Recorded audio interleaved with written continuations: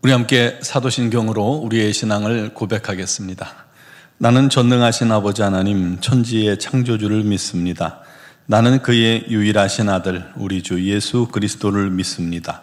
그는 성령으로 잉태되어 동정녀 마리아에게서 나시고 본디오 빌라도에게 고난을 받아 십자가에 못 박혀 죽으시고 장사된 지 사흘 만에 죽은 자 가운데서 다시 살아나셨으며 하늘에 오르시어 전능하신 아버지 하나님 우편에 앉아 계시다가 거기로부터 살아있는 자와 죽은 자를 심판하러 오십니다.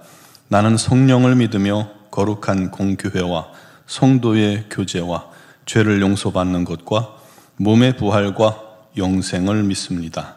아멘. 찬송가 445장 찬양 드리겠습니다.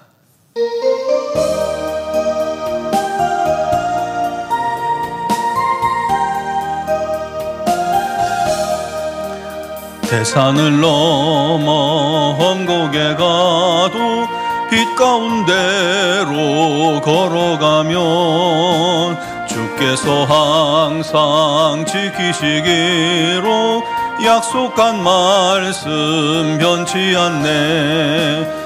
하늘의 영광 하늘의 영광 나의 맘속에 차고도 넘쳐 할렐루야를 힘차게 불러 영원히 주를 찬양하리.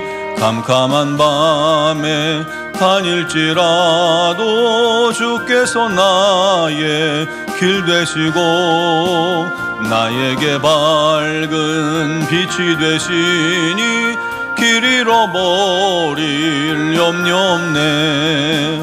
하늘의 영광 하늘의 영광 나의 맘속에 차고도 넘쳐 할렐루야를 힘차게 불러 영원히 주를 찬양하리.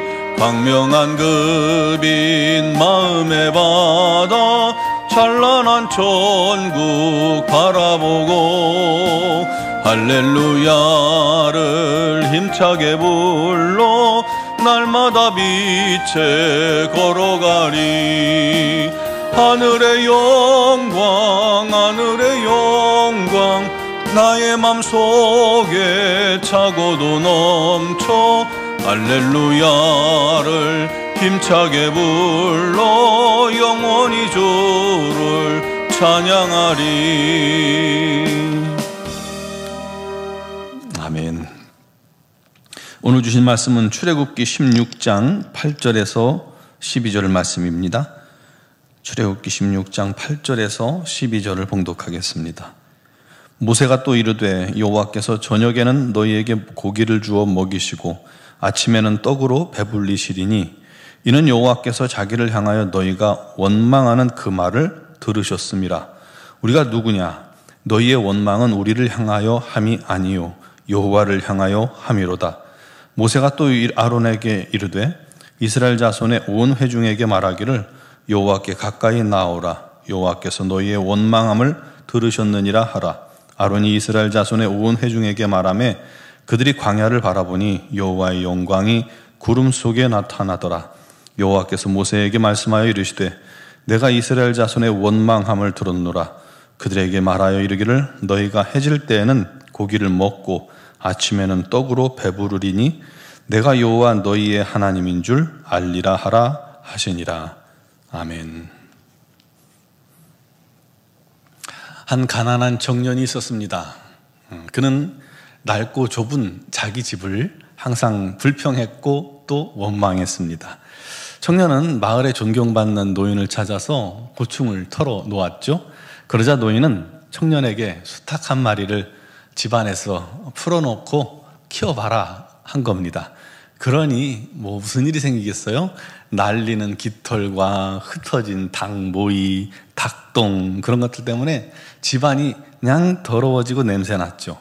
다시 노인을 찾아가자 이번에는 염소를 수탉과 함께 키우라고 했습니다.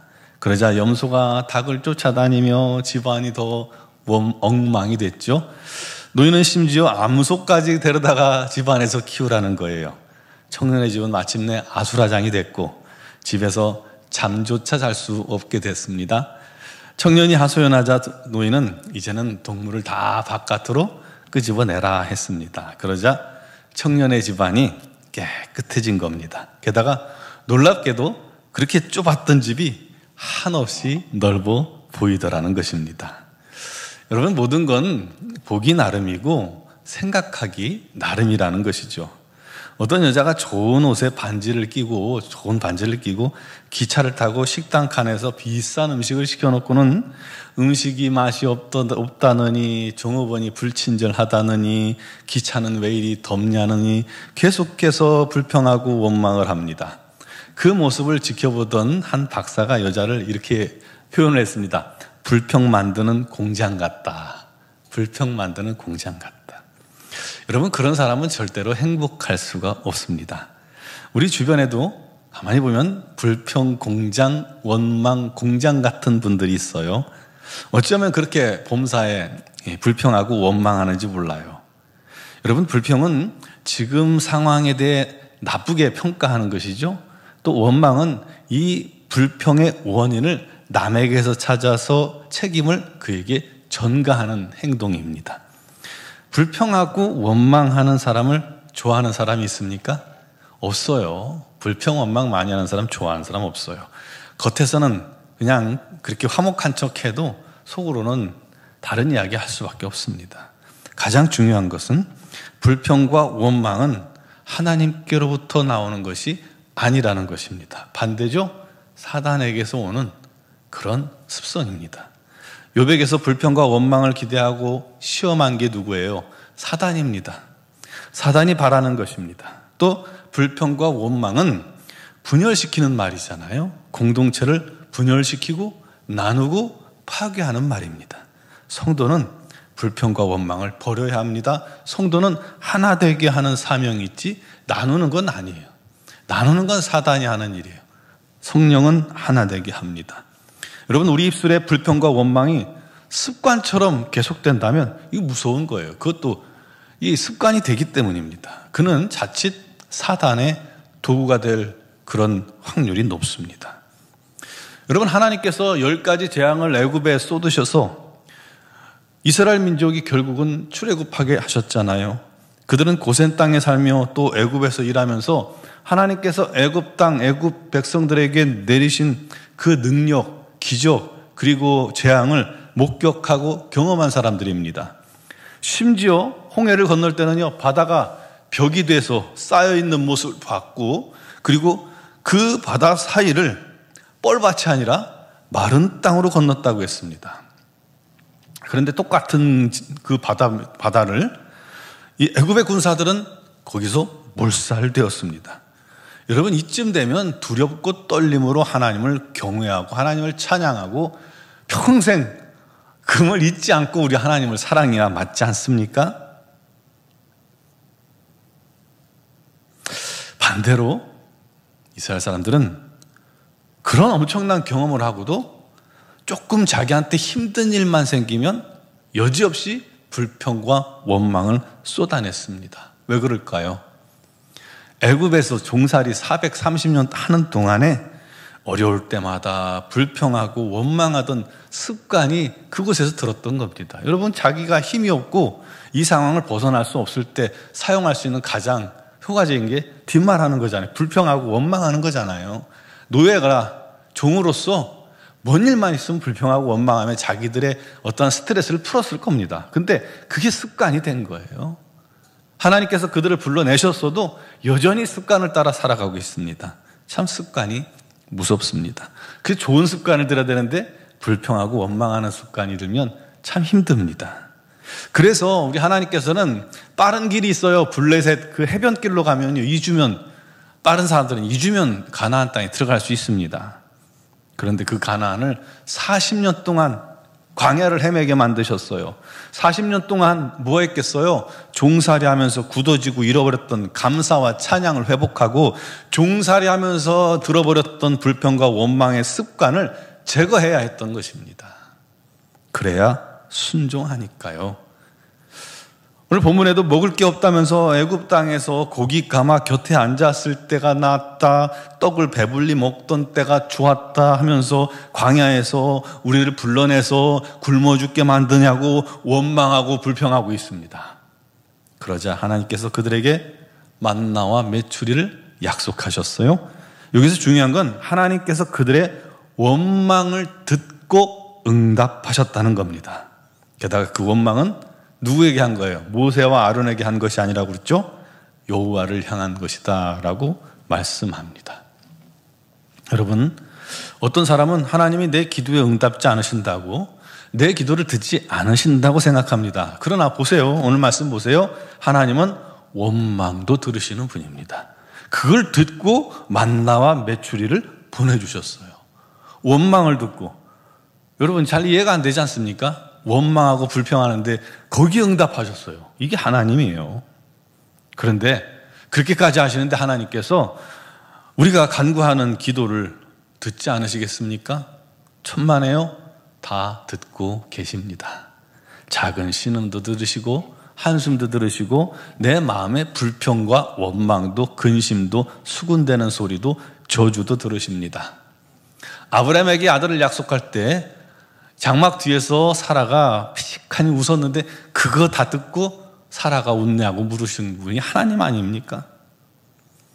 마찬가지로 감사도 들으시고 찬양도 들으시고 칭찬도 격려도 선한 말도 모든 말을 다 듣고 계십니다. 그렇다면 우리 성도들이 어떤 말을 해야 할까요? 어떤 말이 우리 하나님 기쁘게 하실지, 어떤 말이 우리가 복받을 말일지 굳이 말 안 해도 잘 아시겠죠? 여러분, 복 있는 사람은 언어가 다른 사람입니다. 여러분은 어떤 말을 하고 계십니까? 허탄하고 미련한 말로 끊임없이 하나님을 원망하고 불평하고 있지는 않습니까? 하나님의 성도들을 미워하고 불평하고 원망하는 건 하나님을 원망하고 불평하는 것입니다. 절대 복을 얻지 못합니다. 반대로 하나님께 순종하고 감사하고 찬양하고 격려하고 칭찬하고 협력하고 세워주는 말을 합시다. 아니, 하나님 앞에서 모든 사람들에게 그런 말을 합시다. 그러면 그대로 될 줄 믿습니다. 그러면 여러분의 말이 권세가 있는 것이고 사람들이 여러분의 말을 귀히 여기는 것이고 여러분을 소중히 여길 것이고 여러분을 권세에 복종하게 될 것입니다. 그때 우리도 우리에게 약속해 주신 가나안을 얻게 되는 것이죠. 우리 모두 그런 은혜가 넘치기를 주님의 이름으로 축원합니다. 기도드리겠습니다.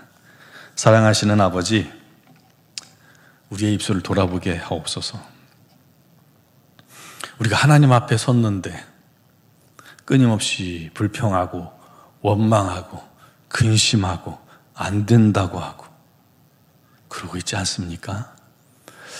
이스라엘 민족들의 불평과 원망조차 들으시고 그들에게 만나와 메추라기를 허락하신 하나님, 우리의 모든 간구와 기도뿐 아니라 근심과 염려와 불평과 원망도 들으시는 것을 기억하며 아버지 하나님, 자녀로서 이제 복된 언어로 주 앞에 서게 하시고 우리 하나님께 쓰임받게 하여 주옵소서. 우리 입술에 원망과 불평, 근심, 걱정, 일랑 다 사라지게 하시고 범사에 감사하게 하시고 끊임없이 우리 하나님을 찬양하게 하시고 우리 하나님을 높이게 하여 주시고 뿐만 아니라 우리 하나님을 사랑하는 모든 주변의 많은 사람들, 아니 우리 가족들, 이웃들, 친구들, 직장에서 누가 됐든 우리 하나님 앞에서 우리가 선한 말, 좋은 말, 격려하는 말, 칭찬의 말을 우리의 입술에 담게 하여 주시옵소서.